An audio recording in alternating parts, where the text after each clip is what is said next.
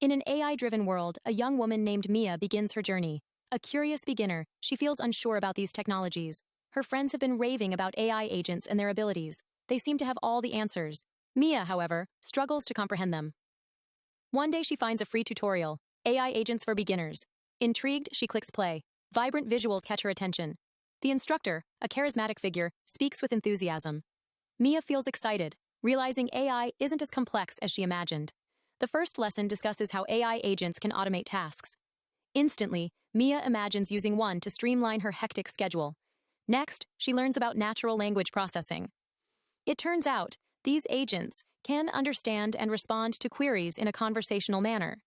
As she dives deeper, she discovers various applications: planning trips, managing finances, even helping with coding. Modules encourage her to think creatively about solving problems. It includes practical exercises. Mia builds her own AI agent step by step. With each success, her confidence grows. By week's end, she's built a simple AI assistant for her tasks. Motivated, Mia shares her journey on social media.